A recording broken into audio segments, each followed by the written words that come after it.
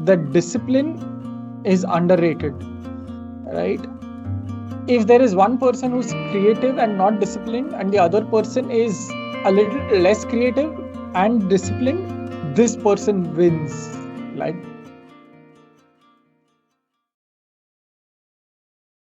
So, hello everyone, welcome to Concepts Clear.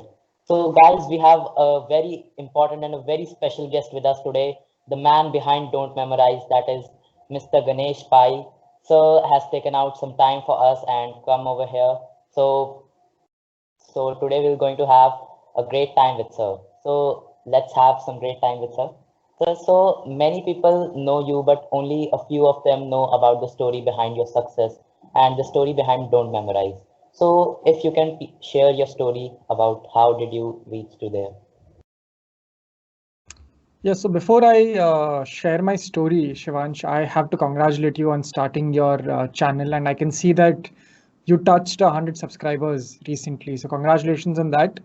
A lot of people think that reaching 100 subscribers is probably easy, but you know the effort that you have really put in.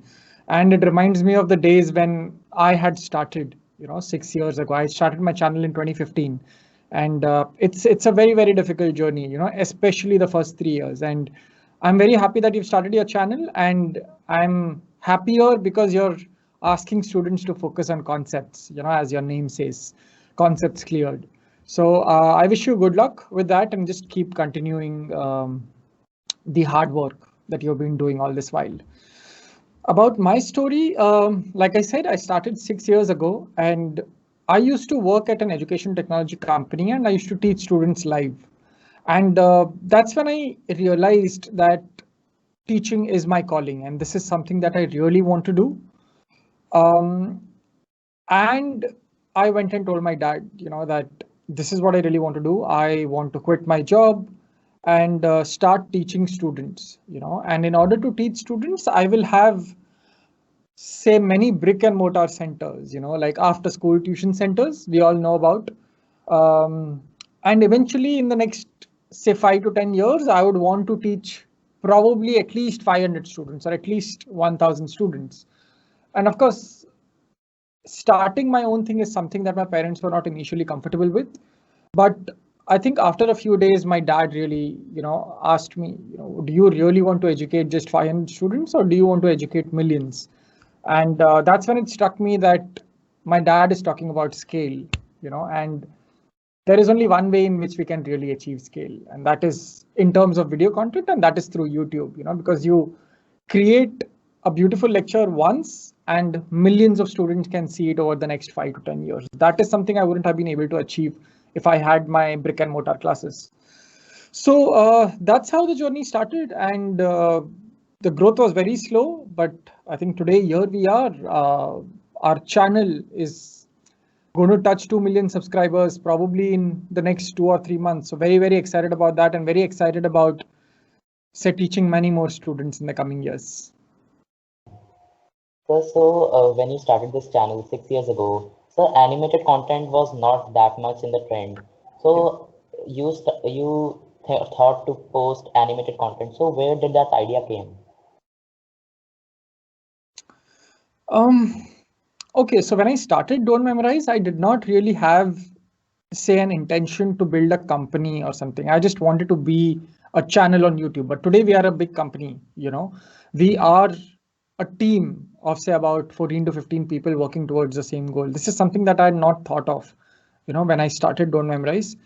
So when I started Don't Memorize, I was pretty much alone, right? And what happens is, if you really want to get into whiteboard teaching or something, and if you really want to scale, you would need more teachers, right? You would need to have them probably on your payroll and ask them to teach students. Uh, because of lack of funds, I think that was the main reason. I went ahead with, say, animated content. So I just had to hire a couple of animators slash illustrators, and I started working with them to create video content. So the main reason was we didn't start off big, and I did not really, say, probably have the funds to get a lot of teachers on board. So that's how we really started with animated content. Another reason why I started off with animated content is I have realized, Shivans, that if I really want to educate, say, millions or billions of students, I would need content in different languages. Yes.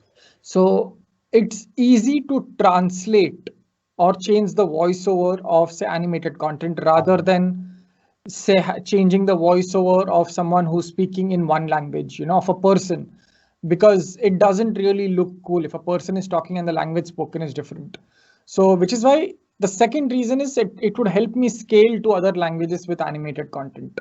That's easier. So I think those were the two main reasons why we started off with animated content, and we have continued.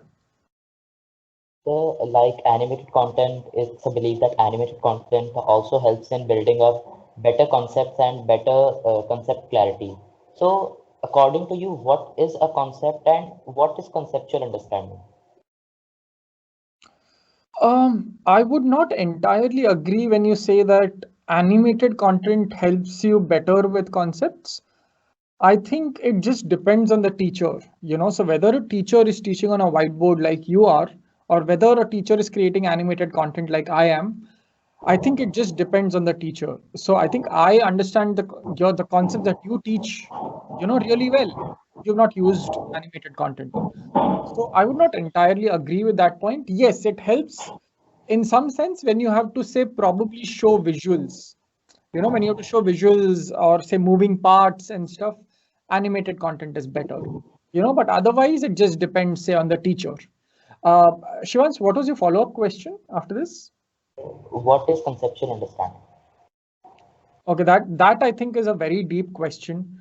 Uh, However, conceptual understanding is a way in which you understand concepts to master life, and not just to master academics or your test scores, because a lot of people master the test scores, people do well in test prep examinations. But if you look at a concept and try to apply it to your real life situation, I think that is when you'll know that you are into conceptual understanding. So my suggestion would be, like, look at academics or look at studies in a way that will help you master life and not just academics. That's something we really believe in. So conceptual understanding is probably an equivalent of helping you on your journey towards mastering life. So, you mean that conceptual understanding is the ultimate way to help students learn better? Absolutely. Absolutely. There is no doubt about that. And it'll help you in situations. And if you, say, memorize concepts and just, after mugging up, just answer them in your exams, you will realize at some point in life that, oh my God, I wish I'd understood this well, and it would have helped me in life. So always just focus on concepts. Well, like still in many parts of the world, people are still working at a factual level. They are still learning at a factual level. So how can we help them to move from a factual level to a conceptual level? Okay, so there are many ways I think in which we could do it. Firstly, as educators, the message we should keep passing on to students is that concepts are important. So your ideology and my ideology, they matter a lot, because hundreds and thousands and lakhs of students are watching us create content. So I think they are going to be influenced by what it is that we are really saying. So as long as we keep telling them that, hey, concepts are really important, and we teach them accordingly, that is what will help them. That is one. Second, I think there will have to be some inherent change in the education system, right? So that is not going to be easy, but I'm happy with how India is planning to change their education system over the next 10 to 20 years with the national education policy. And I think on the 22nd of April, that is a couple of days ago, CBSE came out with a circular saying that 20 or 30% of the questions for grades, say 9 to 12, will be based only on applications, and that 20%, 30% will change to 50 and eventually 100. So I'm happy that India is also making a move towards that. So I think two ways. One is educators like us should help our students, and second, the education system should also change. And I believe the government is taking efforts to slowly but surely change the system. So to change the education system, so how to choose the right concepts and how to adapt the teaching methodologies so that we could teach those concepts better and we can define a better concept-based curriculum? I think one of the ways in which we could do that is by clearly defining learning outcomes. And that is something that I've not really seen in the education system, wherein that if this is the concept you are trying to understand, this is the learning outcome, this is where it is going to help you in real life. Because students just don't know why they're studying it. So if it is application based and it is learning outcomes based, that this is why you're studying this concept, and now you look at the applications. So I feel a learning outcomes based approach will be very crucial for us to change the education ecosystem towards a more concept based curriculum.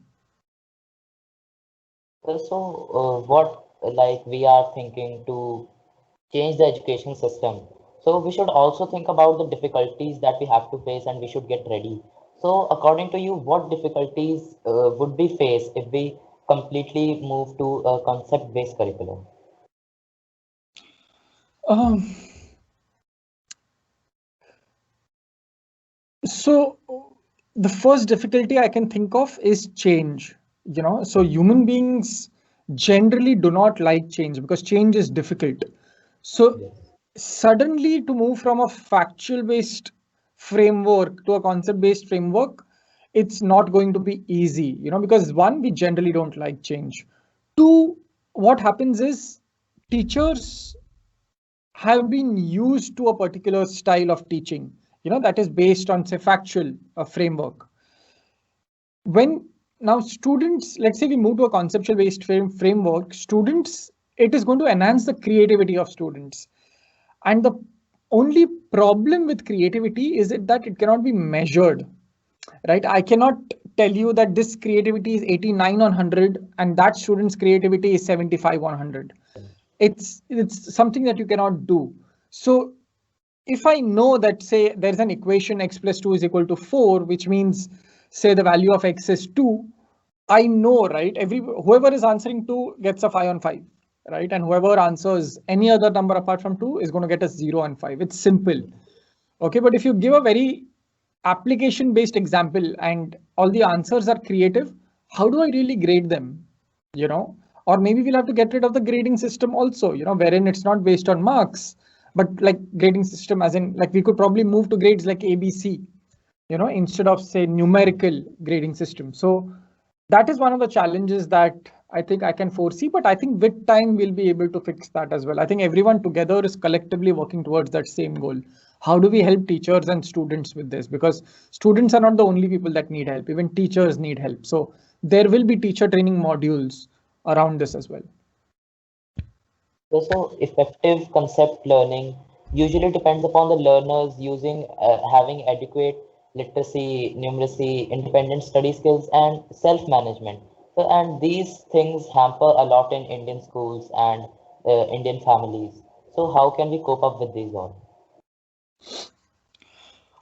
I think everything that you mentioned, all the skills that you mentioned, they will be taught with, say, this competency-based education system that we are going to move towards. So which is why I'm saying the change that is going to happen is going to happen from all directions. I cannot, for example, move towards a competency-based education or, say, a concept-based framework if I don't fix the other things. So if I'm going to say marks are really important and I'm trying to move towards a concept-based system, it is not going to happen, right? Because ultimately students will run behind marks because that is what the system is telling you. So I feel everything that you mentioned will have to be changed slowly. So if your question is like, students, parents, teachers are not comfortable, say, understanding all this or changing this, there is no option. We'll have to change it slowly and steadily, which is why the government is also saying we are not going to change the entire curriculum towards application based. It will be first 20%, then 30%, then 50%, and so on. So I think it will be slow and gradual, but everything that you mentioned, we will have to change, and that will change using different methodologies. One of the ways in which, say, for example, students really want to learn concepts, right? And this is what I was saying yesterday on the India Ahead News channel, was the best way to teach concepts is by teaching other students, or by teaching your peers. And maybe students will start doing that. Maybe there'll be peer-to-peer grading. Who knows in the future, right? Everybody is going to rate the other student based on how good, how well they have really taught them. You never know what could happen. So I think gradually everything will fall into place. Okay. So, concept-based learning also helps to develop critical analysis and critical thinking skills. So, how can we help to develop these skills? I think the answer lies in the question itself. Once you change the system, you change it to a concept-based system, right? Or a competency-based education, like the government is saying, you will slowly start fixing the other things as well. Your critical thinking improves, your logical reasoning improves, your creativity skills change, your 21st century skills change, your attitude towards elders or towards your peers, everything gradually changes if the root cause is fixed. So I think the goal is to fix the root cause, and with that, all the things that you're mentioning, whether it is critical thinking or logical reasoning, these skills will also change. So the one of the goals of the government, of course, is to have 21st century skills also as a part of the system and not just pure academics. So when I'm speaking with you, if I don't speak to you with respect, right, that's a problem. That should be a part of my education. So one, of course, I can expect my parents to teach me that, but imagine learning this in school, that no matter how successful you are, right, whoever you're speaking with, speak with respect, right? Because you're supposed to respect not only the people who are more successful than you are, you're supposed to respect your peers, your human beings, everyone, all the people around you. So this is an important skill that probably is not being taught in school. And if this is a part of the curriculum, imagine how human beings will change, how the next generation is going to be changed, because most people will be nice to each other. And that changes the whole ecosystem of, say, human life and not just, say, academics. So in a learning classroom, so some students are there who learn at a slow pace and some are there who learn at a faster pace. So how can we serve to the needs of both at the same time in the same class? Yes, that is a problem. Another major problem in the education ecosystem, because the pace is fixed. You have limited time. You probably have 10 months to cover the entire curriculum, and everybody has 10 months. One of the things we could do probably to fix it, and this is what the government is again thinking, that reduce the curriculum, right? Because if the curriculum is large, it just adds a lot of pressure. Second, change the curriculum that the government is already focusing on. There are many things where things that in the, so we should just not have those things, in our curriculum.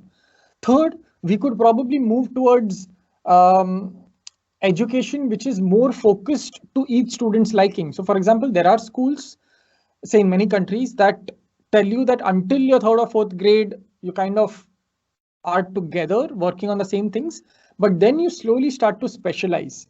If I believe that I like math, I will start focusing more on math and not look at subjects like biology, because that doesn't interest me.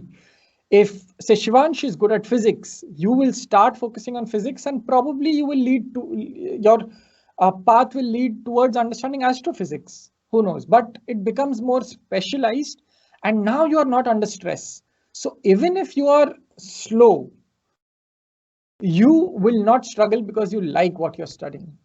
So I believe specialization should also begin at an early age.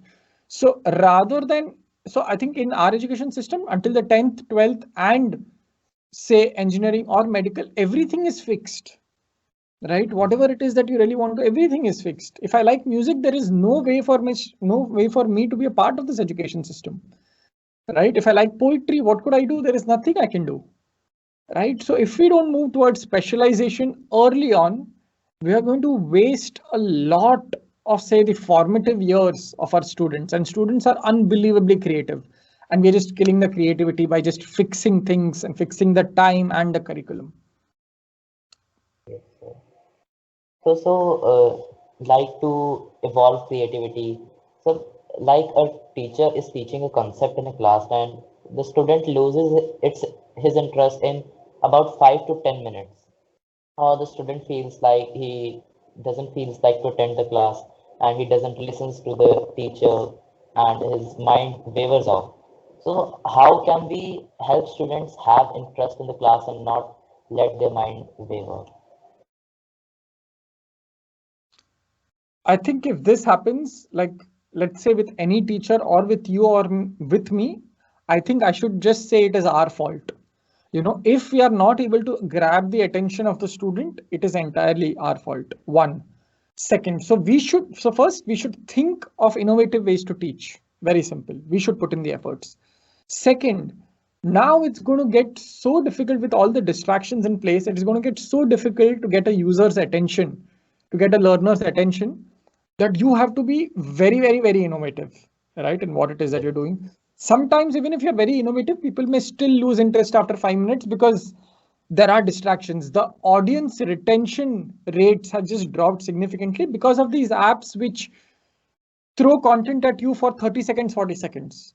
So there are so many apps that allow you to upload videos of maximum just 1 minute.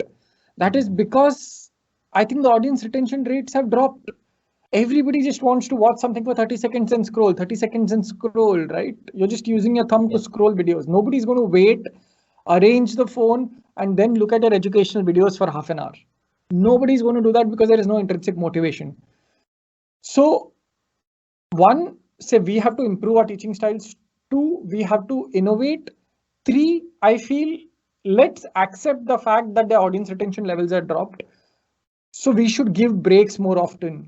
If I teach something for 5 minutes, I give them a break. And when I say break, I don't mean, okay, do whatever you want. I talk about something else, right? I talk about something else for 2 minutes because now the brain of the students is getting a break for 2 minutes, right? And then I move on to the topic again, because for any human brain, it is extremely difficult to focus for more than 5-10 minutes, especially in today's age.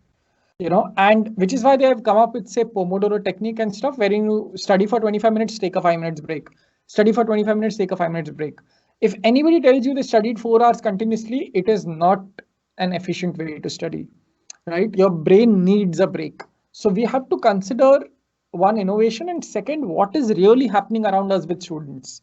They are just bombarded with short video clips. I, for instance, hate to watch any video. If a friend sends me a video and it is 14 minutes long, I am just not going to watch the video, no matter how good the video is, because I don't have the motivation now or the time because I'm doing other things, right? So we'll have to create, say, some sort of curiosity for students in the first 5 minutes itself. That's where we have to innovate. So do you feel that in increasing the retention rates, should we adapt to transferable skills in our teaching methods? Could you explain what transferable skills are?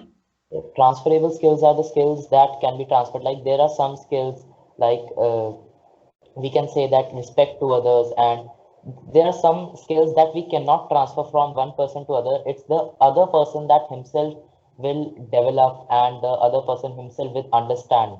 So can we add some transferable skills in our curriculum to help increase the audience retention level? Yes, but even if you're teaching transferable skills, students can still get bored, right? Students might still lose interest. So if I tell them that, okay, let's say I start my lecture with, okay, you're supposed to respect your elders. For example, let's say empathy. Okay, let's assume I'm trying to tell students about empathy. Empathy is something that really cannot be transferred. It has to come from within to an extent. But let's say I'm telling them about empathy, that you should feel for the other person, right? The students might lose interest because what I'm giving is just pure gyan. But if I give them an example of what really happened when I did not empathize with my father in a situation, and then I could not meet him for a year, and then there was regret. Now they're interested, right? They're listening to a story, they're listening to a real life thing. So whether they're skills that can be transferred or not, I think it is just about the innovative way of teaching, about how you are probably using stories to keep them engaged. Is self-directed learning also a good way to help students learn better? Absolutely, and ultimately that is what will help them say probably reach another level if there is no self-directed learning. But I think we'll also have to guide the students about how to do self-directed learning, because there could be many ways in which you can be more efficient in terms of self-directed Yes, learning. yes. But that is definitely say the future, like if you really want to understand concepts, and become or say master life, you will need self-directed learning. No doubt about that. So self-directed learning also has some flaws, like a child can does not know what he has to learn or what thing is right to learn and what thing is wrong to learn at his level. So how can we guide the students and help them understand that you should not do at this level? Like some children say that I saw my peer doing this at this level, so I will also do it. I can also do it. But we know that the child doesn't has the aptitude now or doesn't have the level or the brain that can accept that fact at this moment. So how can we help that student understand that quit it for now? I think that's where mentors come into the picture or teachers come into the picture. We'll have to, because students are still students and young, they would need help with a lot of things. A lot of people think they know everything, but of course it isn't true. Life teaches you many things, right? And they have not seen life yet. They are still very young. So that is where mentors, I think, come into the picture. Um, if you're talking about a specific example of, let us say somebody looks at their peer and says, oh my god, he's studying for IIT, I'm not studying for IIT, right? Let's look at that. But I think then the mentor or the parent will have to sit with the student and try to understand, why is it that that kid really wants to get into IIT? Is there a reason, or is it because the peers are getting into it, or is it because people know that once you crack the IIT examination, it is prestigious also, or do I really want to choose a particular field in IIT, in engineering? If people don't have an answer to that, then probably they are getting sad for no reason, or they are, as people say, comparison is the thief of joy. So if you just compare yourself to others for no reason whatsoever, you're always going to be sad. So if this is a particular example that you're talking about, yes, we could sit with them and guide them that, hey, why do you really want to do this? And I think kids are also self-aware. And once they start answering questions, they maybe realize, oh my God, let him study for IIT. I don't want to get into IIT. I'll do something else. I might get into music, you know. So I think that is where mentors come into play. So like some kids hear a lot about passion, that you should follow your passion, you should learn about your passion and all these stuffs. But many times a child gets distracted and he loses his track. He actually realizes a false passion. He doesn't has that passion, but he thinks that, oh yeah, I have this passion, and he starts following that, and he probably goes off track. So how can we help a student realize his passion as parents or as mentors? How can we help them realize their passion? Uh, I would probably have an unpopular opinion here. I think I think they should just make mistakes and learn, as long as the mistakes are not irreversible or say consequential. So as long as it's not an expensive mistake, I think it's okay to try. Because there could be many things about passion. If you believe you're passionate about, say, playing the guitar, right? Now there is always a possibility when you start playing the guitar, maybe in 3 months you're bored, and that's fine, right? But what would be stupid is to just leave your academics, just stop studying and just play the guitar every day, right? That is something you cannot do. you know be more efficient, take some time out to follow your passion, and do it with discipline, because discipline is more important than anything else in this world if you really want to succeed.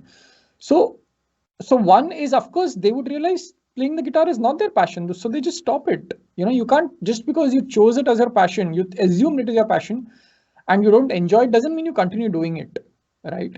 But after this point, the parents cannot come and tell the kid that, hey, you thought this is your passion and now you have stopped playing it.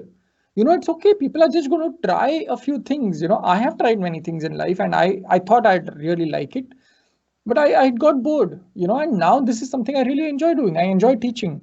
So it took me 3, 4 probably tries to understand where my passion really lies. So students might get bored, and I feel there is no way in which you can tell the students, or anyone for that matter, okay, once you choose a passion, this is your passion. Now don't tell me tomorrow that, oh, you're passionate about something else. That would be very, very wrong. And I don't think you can teach these things. These things you just try and you evolve with time. And finally, you will find something that you love. And after that also, maybe after 8 to 10 years of doing what you've been doing, you might tell yourself that, okay, I want to take up a new challenge, which is fine. So sometimes there is this myth that if you're passionate about something, your entire life you're supposed to do it. Absolutely not. Absolutely not. There are these things which just add pressure on the students, or any human being for that matter. You like something, you start doing it. And if you change the field later, the society, of course, creates trouble. They start thinking, oh my God, does this kid really know what he's up to? Does he really understand? Does he have an aim in life? And that is, you just let people talk. They're going to talk anyways. So it's okay to try things out, but make sure it's not an expensive mistake. Because if you stop studying, it's going to be an expensive mistake, because your marks are going to get affected, right? And your learning is going to get affected. So as long as it's not very consequential, try things out. Yeah, you're still, like, students are very young, so let's not add pressure onto them saying you have to pick the right passion right from the start. It doesn't work that way. Okay. Like, it means that a mentor, a parent, and a teacher has the main role in a student's life to carve his future and to help him be a good being.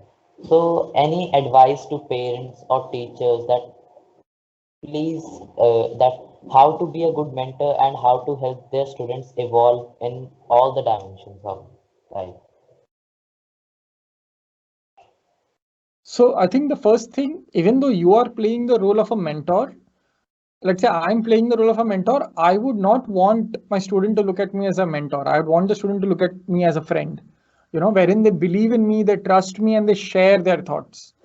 So because if you tell them I'm a teacher and I'm going to teach you this, it becomes one way, right? And you don't really know what is going on in the student's mind. So I believe you have to be a friend first. And if you remember, I'm sure in your school also, right, there are some teachers you just relate to. There are some teachers you really like, you're comfortable speaking with. I think that is the role that teachers should really take on, and not just, bombard them with knowledge.